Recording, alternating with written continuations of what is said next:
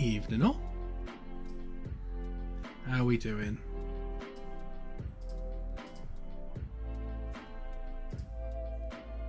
Yeah, it's still technically 8 o'clock until 8:09.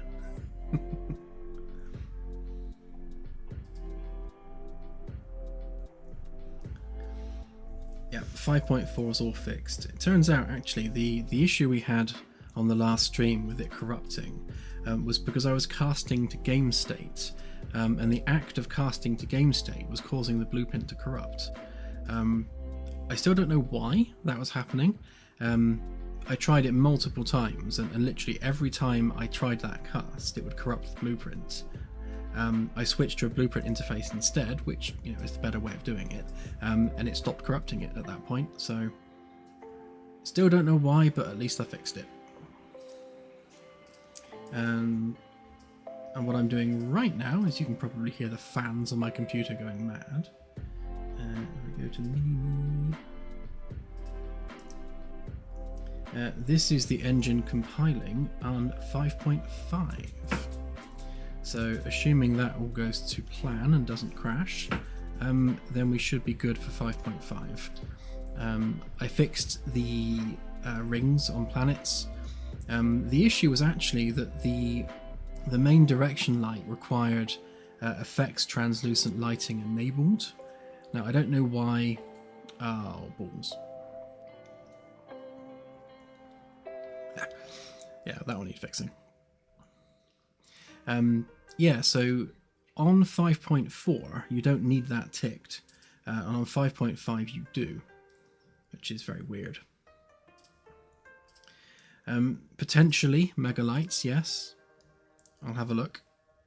I mean, megalights is something you just click on and off, so hopefully it should work.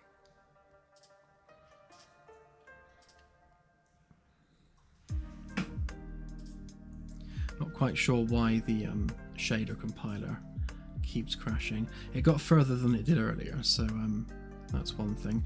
Someone suggested that if you set the shader cache to unlimited in the NVIDIA control panel, that should fix the problem, but doesn't seem to have. But I'll try it again after a reboot later.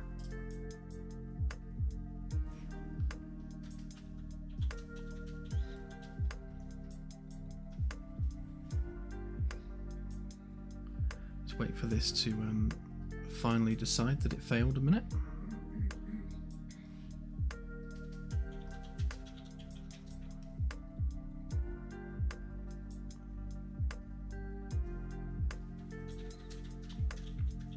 Yeah, Claire raised that same question, Anasi.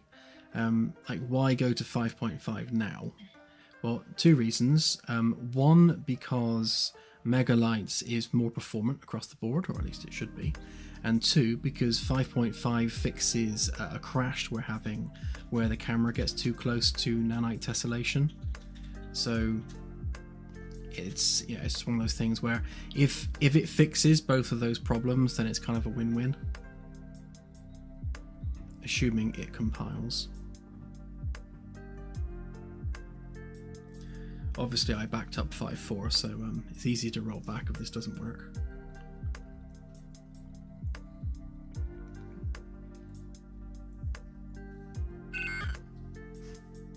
And there's the fail. So yeah, it's it's complaining about the shader compilation of certain shaders, but it's kind of arbitrary, because if you go through and resave all these shaders, then it just picks some different ones to complain about. So I think it's probably a resource issue, which is weird considering I got 192 gig of RAM, and I can't remember how much VRAM is on the 4090 now, but it should be more than enough. But yes, I shall look into that later. Just clear that and let it have another run at it.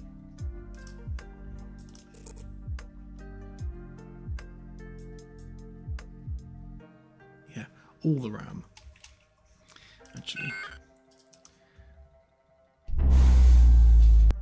Thank you, Festus.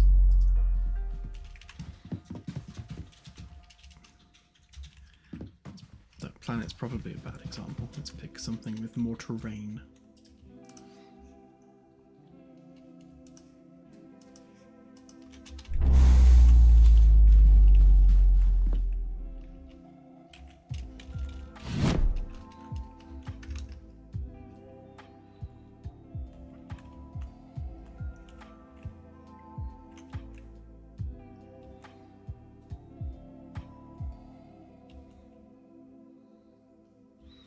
This is currently 5.5, yes.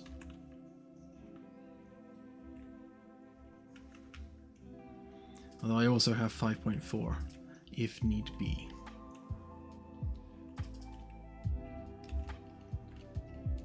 So the only issue I've found with this so far was the rings not working, which are now fixed. So hopefully there won't be any other issues.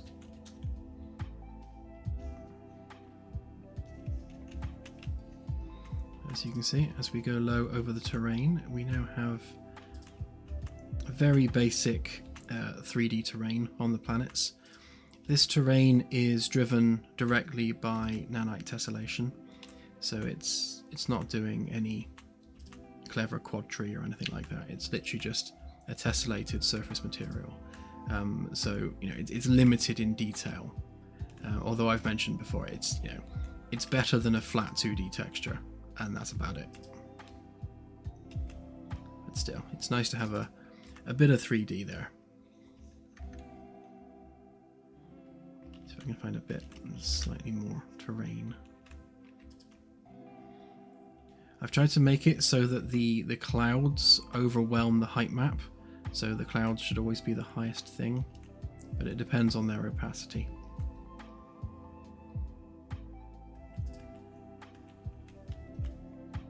Yeah, ignore the missing ship. This is my test UFO.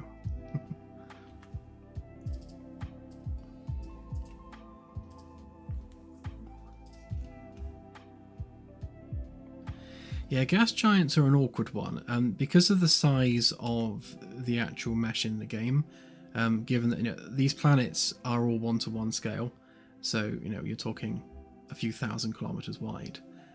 If we go to a gas giant, you'll see we start to have some weird tears in the textures.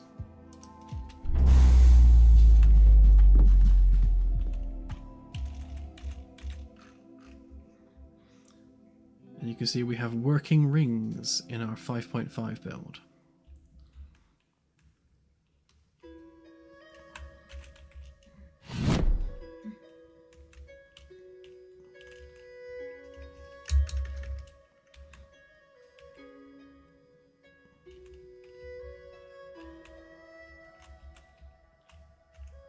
Ah!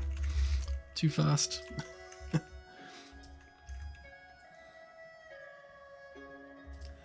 They do, Oni, in fact, move. Which I will show you if I can learn how to fly.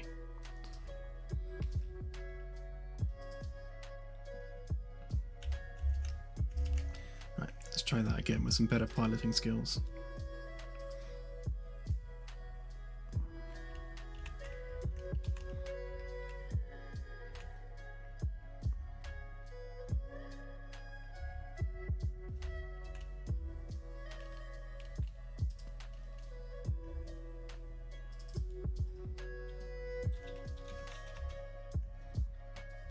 Yes, Anasi, I have SketchUp open and we will be doing modelling tonight.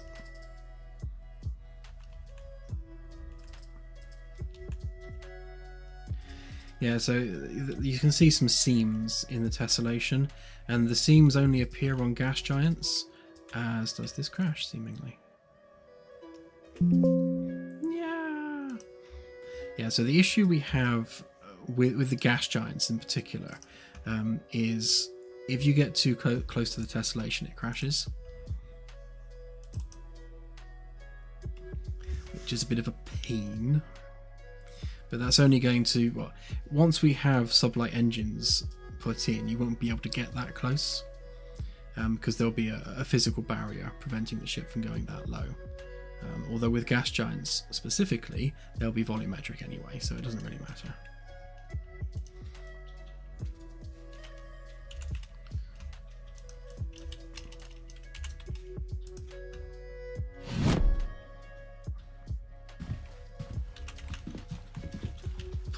pull up away from the crashy place. Yeah, it's crashing way less than it did on 5.4, so that's good. But yeah, but you can see that the clouds are 3D, and they are actually moving. It's difficult to get the scale looking good on the gas giants. I did have them a lot more extreme than this, with much deeper peaks and troughs, but that just made the tearing way worse.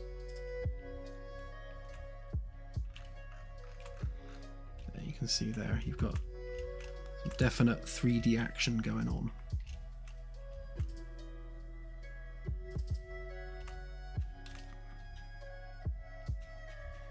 So obviously the long-term solution here is that we want this but volumetric, and it's going to be really cool to have things like, you know, giant storms on the surface that you can actually fly down into, and with skimming gas giants being how you'll refuel the ship, we want the gas giant experience to be, you know, the best it possibly can be.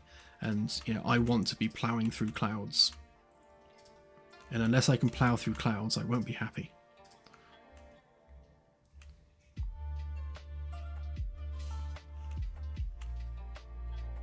It's a shame we get this this sort of tearing in the texture, and the only way I can completely eliminate that is to practically get rid of all the tessellation, which is a shame.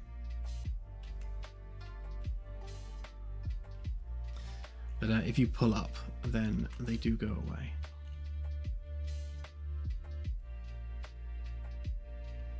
And the amount of tearing seems to be directly relative to the extremeness of the tessellation. So that the more height variance there is, the worse the tearing gets. But I'll see if I can find a solution to that, because it's definitely worth it for, you know, for swirly physical gas giant clouds, which otherwise look really cool.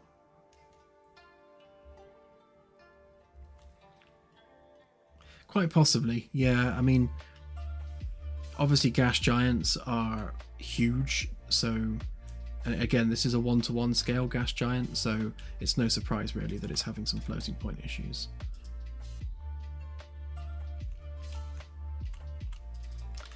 This is a Ryzen 9950X with 192 gigs of RAM and an RTX 4090.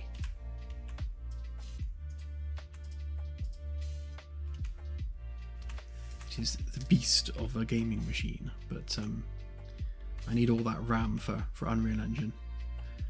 It hogs it all, and like even even with that amount of RAM, it's pushing that much RAM already. So it's like it will take however much RAM you give it.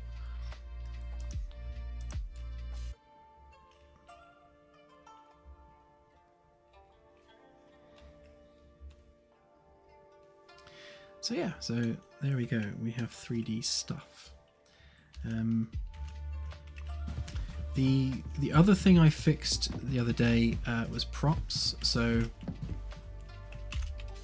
yeah, they're not here now. So if you recall from previous streams, and I think Firstus and Delta mentioned this about the fact you get the clitter clatter of things landing on the ship every time I started.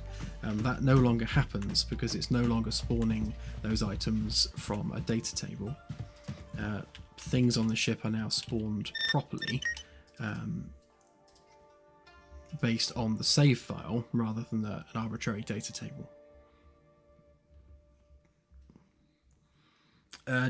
That's just a placeholder check, right? That's my test ship. If we load the ship proper, oh yeah, get rid of my filter a minute.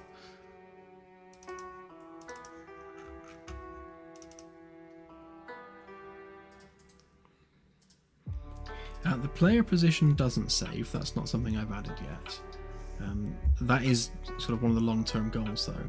We want you to be able to log in exactly where you logged off, and the same for other players. If you're joining a game that you've previously been on, it'd be nice if you came back, where you logged off.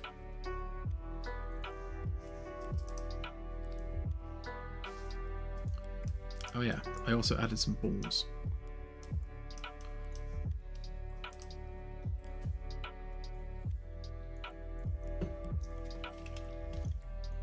No, you can't play pool, but you can throw them around.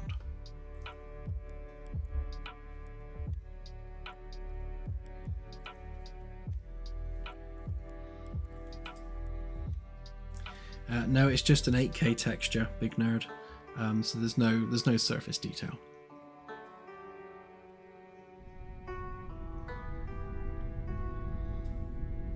Yep, planetary landings are planned at some point in the future, and it will be a case of for non-built-up worlds, then you should be able to explore the full terrain, which we procedurally generated. For anything that has anything more than small villages, then we'll have to do dedicated landing zones, because we can't have giant city planets that are freely roamable. Where am I going?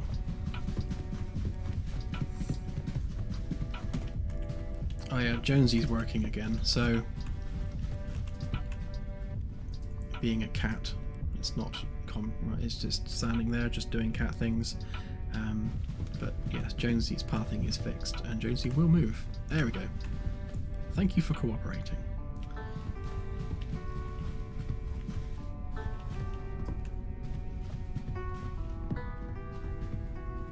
Not yet, Delta. I need to add the facility for it doing that. Yes, so you can pick up a cue ball and throw it at those balls now. As you can see, the physics, they're all right once it's moving, but you've got an issue where, see, the ball slows down too quickly. I will have to do a lot of work on physics for that to be properly playable. Can't even get it on the table. But yeah, it slows down way too quickly. It rolls nicely, but it's got that initial slowdown, and when the balls hit each other, they just kind of stop.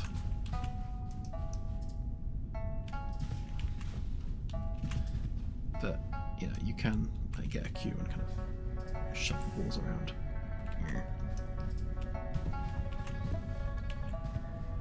And yes, the pockets do work.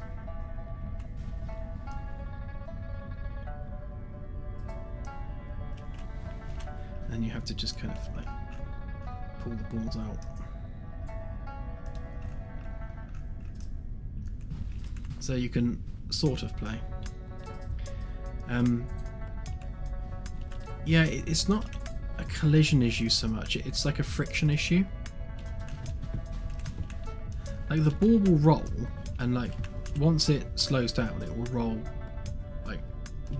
in the the way you'd expect a ball to roll. It slows down reasonably accurately. The problem is it goes from fast to slow really quickly. But that's just it's a friction and restitution thing. I'll have to figure it out, but obviously that's not something I'll be doing this side of the update. I just wanted to put some balls on there just so it wasn't a plant pot anymore. But yeah, so all these objects now properly save. So if I pick up that bottle and stick it on this table, it will save its location. And they did save before, of course, but the way they did it before was flawed, in that it used a data table to spawn known objects on the ship, which means that from a sort of an artist design perspective, you couldn't see where on any of these objects were because they existed only in a data table. So if we teleport down to engineering, you'll see that all the boxes and things and the fire extinguishers are back where they should be, because they're now placed at design time rather than spawned at runtime. And then what they do is, once they're spawned into the world naturally as part of the level file, they'll check the save file to see whether their unique ID exists anywhere in the save file, and if it does, then they'll move themselves to that location. And obviously, if they can't find themselves in the same file, they just they'll stay where they are. But it's a much cleaner solution for managing object permanence on the ship.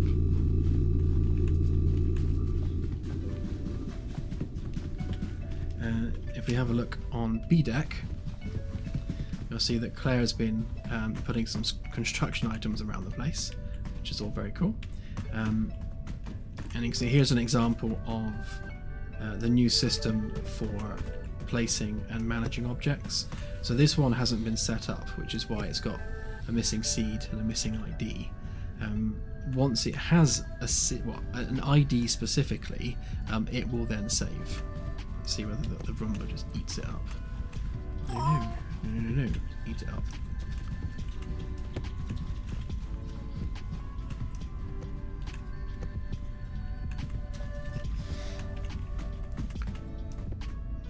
I've also enabled movement-aware collision detection, which is kind of new from the constant collision detection we did have. And as you can see with this ladder, it's really hard to get things to penetrate walls now. That just zoomed off somewhere, just to prove me wrong. But things are a lot more solid compared to how they used to be. Like if I come through here, it's like the object's like not popping through. So that's an improvement on the physical representation of stuff. And that ladder's in the wall, so that can come out. There we go. Does that have collisions? Yeah, it does. Yeah. You can see, like, generally speaking, props are a lot more solid now. Before, they'd go through into the walls really, really easily, and now you've got to really kind of try to get them to go through the wall. So that's good as well. What else did we do?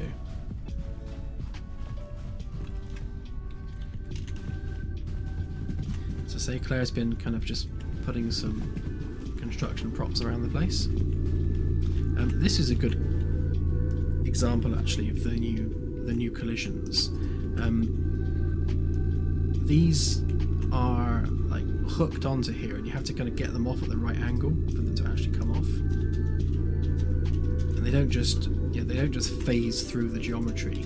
You actually have to like unhook them properly, which is good. And similarly, when putting them on there, you need to kind of get them on just right for them to go on. There we go. Just about. But this is a huge improvement in just how accurate those collisions are now, which is always a good thing. Oh, thank you, Voorhees. Very much appreciated.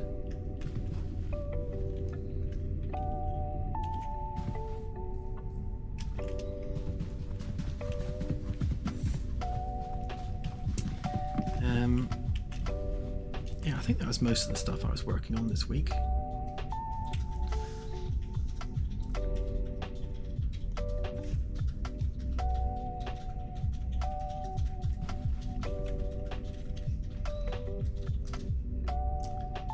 Some chat there.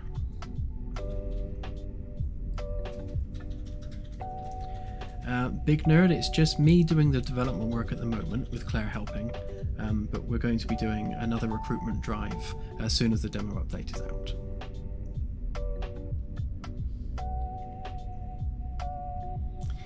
The Peachy Zone. Earth, like all inhabited worlds, is going to be a difficult one to get to the surface of. So we'll probably have limited landing zones. I'd love to have some kind of UN academy on the Earth's surface, so we'll definitely do that.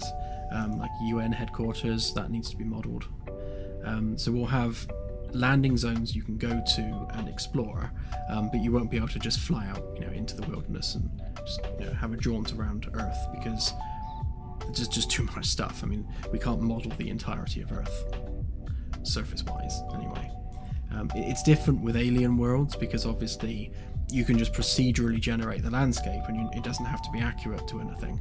But with Earth, obviously, you'd have to make it look like Earth, which is a huge technical challenge.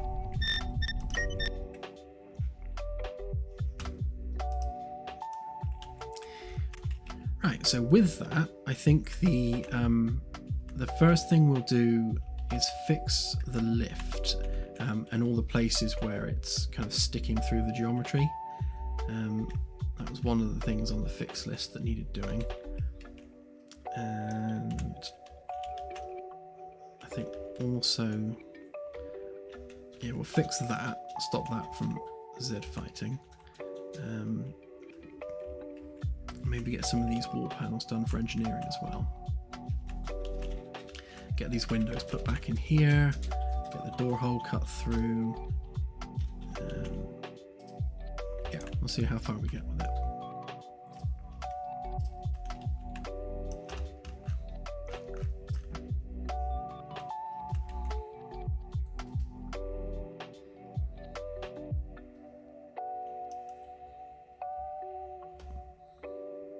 Yeah, I agree, Oni Noni. I tut to myself every time I walk past it. No, AJ, I haven't actually tried it yet. I've still got it here next to me in the drawer. But no, I haven't actually plugged it in and actually had a chance to use it yet. I just I'm so busy with everything. I haven't really got time to stop and like learn stuff. I will do though. I will definitely get around to trying it out when I'm not quite so up against it.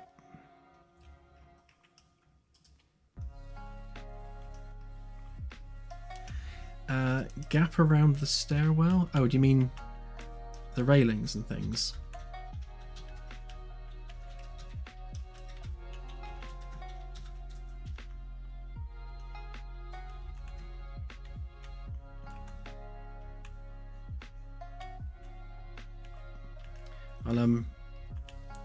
I'll be going deck by deck, just putting the final finishing touches in. Like obviously we need a railing across there. I need to add the glass to the main stairs here. And there's various floor panels that just need to be popped into place. There's a few bits that need doing.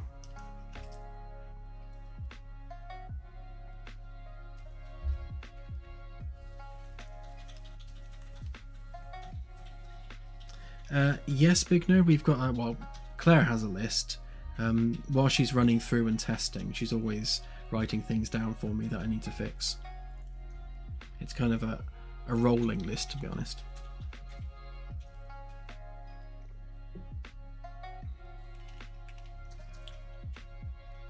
Yeah, exactly, Check Ride.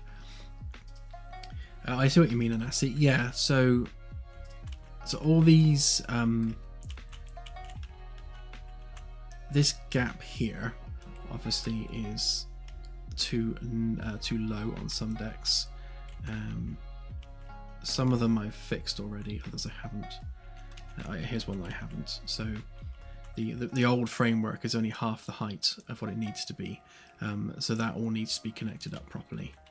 Although this is the old framework anyway, it's not as detailed and doesn't extend the full gap between decks anymore.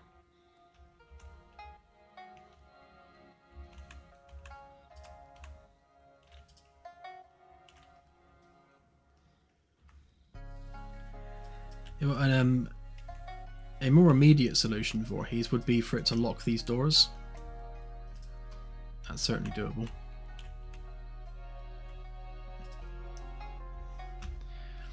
Alright, let's get rid of some of this interior geometry and then we can see what we're doing.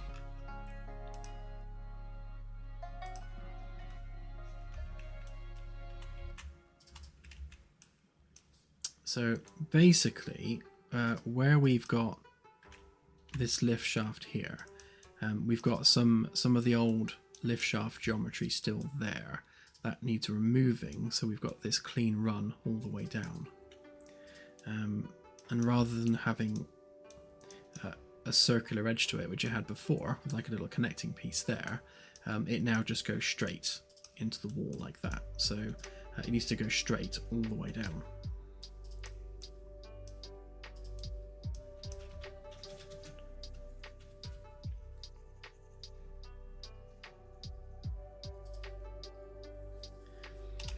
Doing some modelling today, Charlie.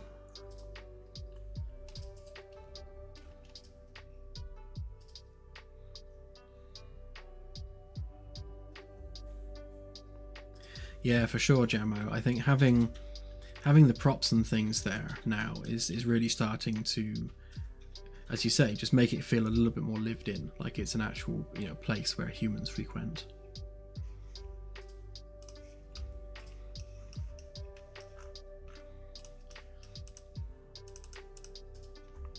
Right, so we don't need that anymore.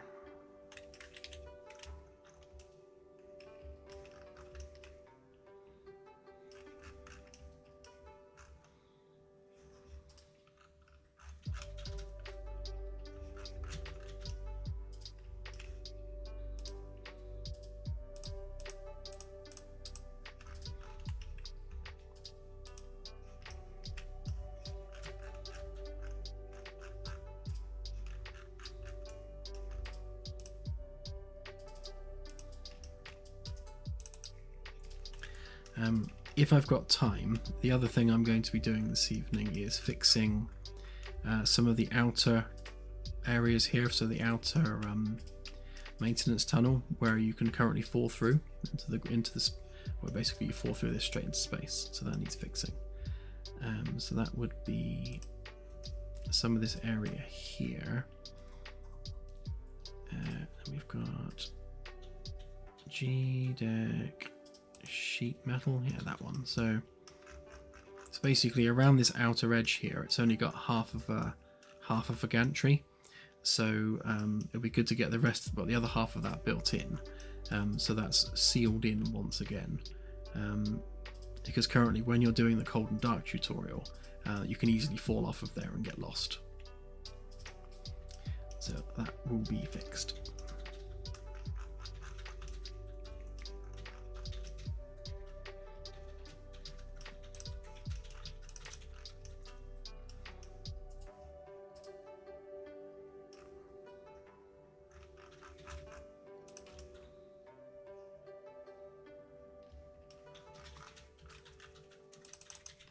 Why is that lower than the other bit?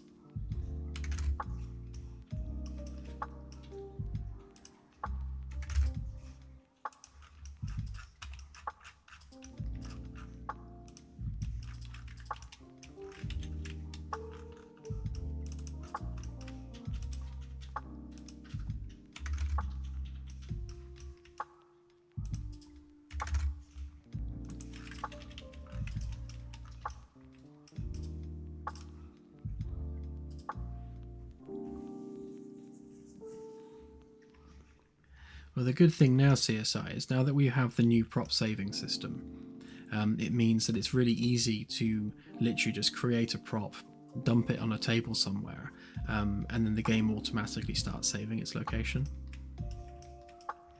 So we're much more open now as to where we can put props, which is nice.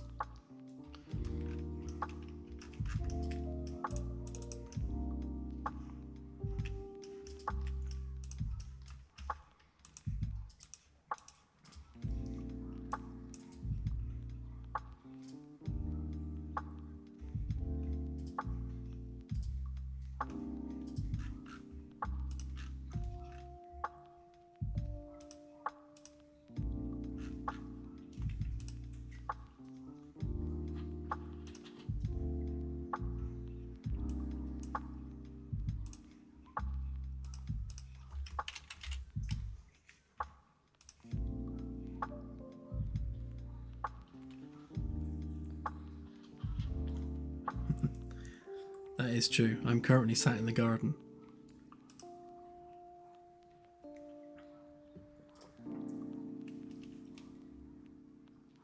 The funny thing is, where I'm sat now, like this exact location, is where we used to have a shed with chickens. So I'm technically sat in what was a chicken coop.